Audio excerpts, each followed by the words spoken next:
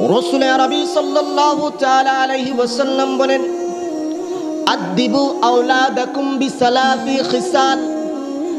ও আমার উম্মতরা, শুনো শুনো, তোমরা তোমাদের সন্তানদেরকে তিনটি বিষয় শিক্ষা দিবা। এক নাম্বার, হুব্বি নবিয়্যিকুম, আমি নবীর মোহাব্বত ভালোবাসা শিক্ষা দিবা। সুবহানাল্লাহ বলেন। এক নম্বরে কি শিক্ষা দিতে বলছেন? নবীজির প্রেম, ভালোবাসা, মোহাব্বত, নবীকে কিভাবে তাজিম করতে হবে সেটা শিক্ষা দিতে বলছেন।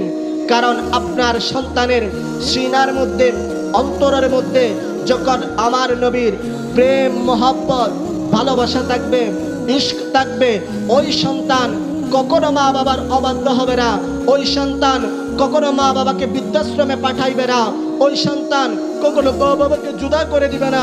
ওই সন্তান কখনো মা বাবার মনে আঘাত দিবে না। জোরে বলেন সুবহানাল্লাহ। ওই সন্তান হবে সবচেয়ে বেশি আদর্শবান এবং চরিত্রবান। উচ্চ আওয়াজ দিয়ে বলে সুবহানাল্লাহ।